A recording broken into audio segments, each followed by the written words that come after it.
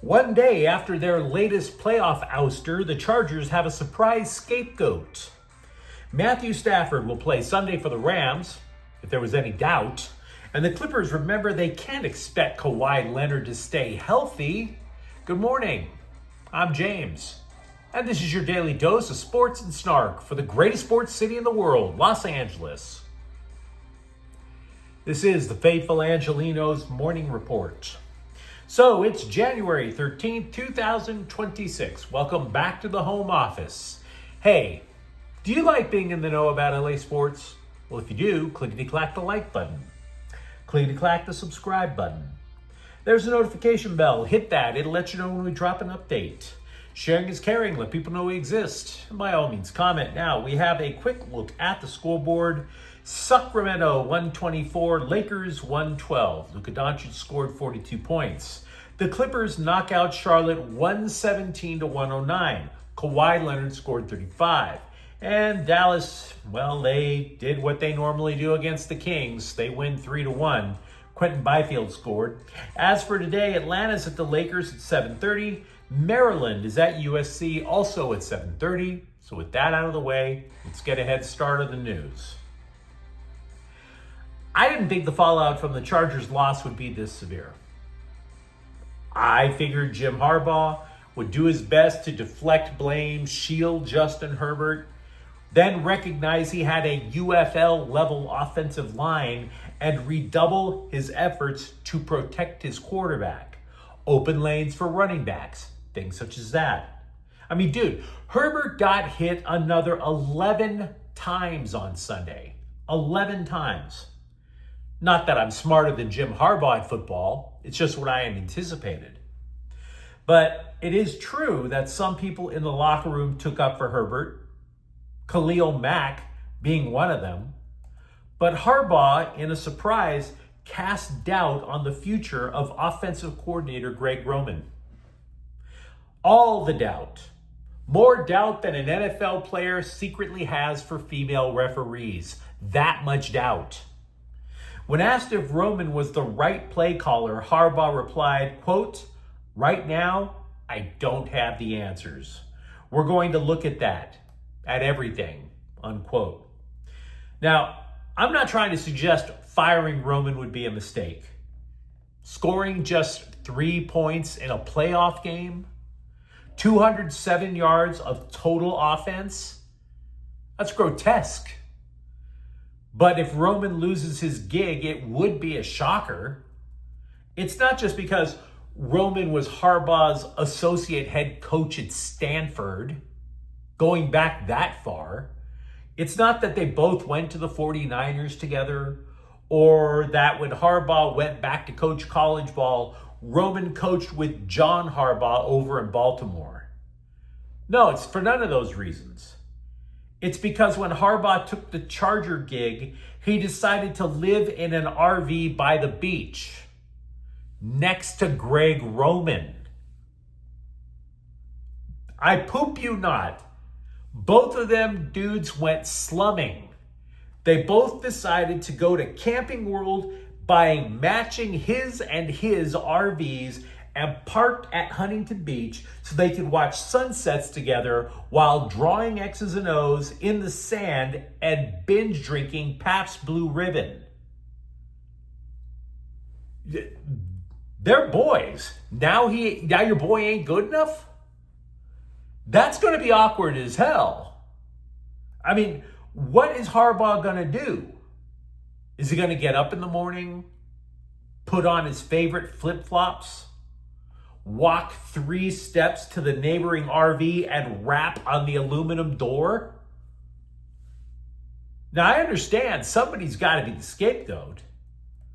The press mostly chose Herbert. After all, the dude is 0-3 in the playoffs now. I chose the offensive line, and I still think I'm on solid ground there. But wow. I mean, this could get so ugly, particularly if their RVs share the same sewer line. Who the hell does Jim Harbaugh replace him with? It's not like Jim Harbaugh jumps from coordinator to coordinator to coordinator. Sean McVay doesn't just have a coaching tree, he has a coaching forest. Harbaugh's not going to be able to contact his offensive coordinator at Michigan. The dude's not available for interviews now. Unless, of course, it's with the Special Victims Unit. But I digress. Very confusing set of circumstances, the way I look at it.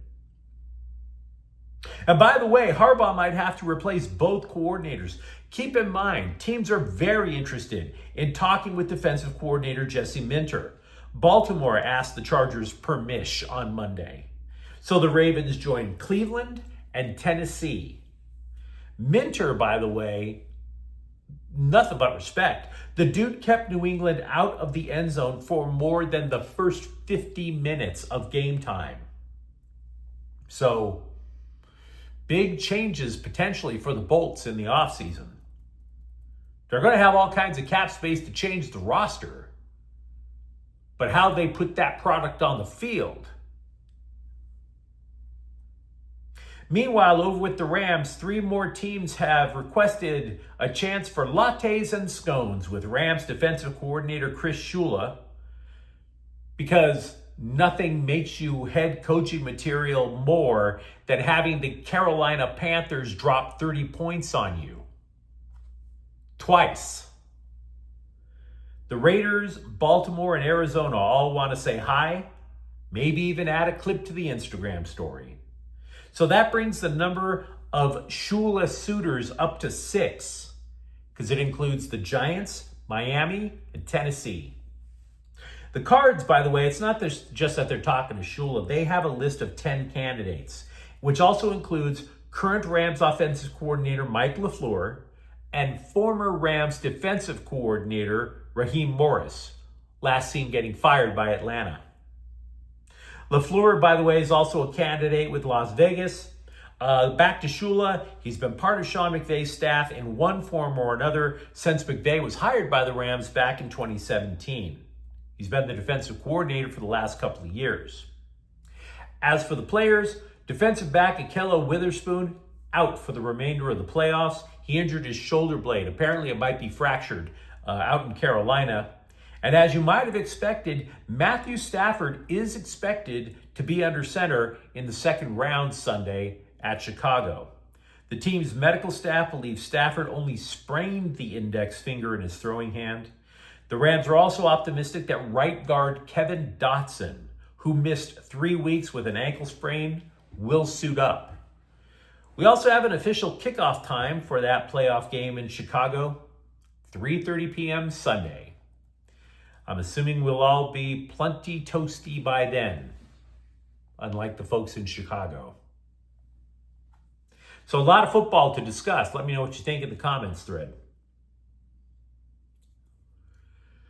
A couple of weeks ago, we took note that Kawhi Leonard was on a scoring run that echoed a little bit too much like the one Kobe Bryant had back in the day, when he single-handedly dragged Dwight Howard and Steve Nash's old behind into the playoffs because Kobe was dropping like 50 a night. Remember that? All it cost Kobe was his Achilles tendon, but I digress. Anyway, Leonard can still walk.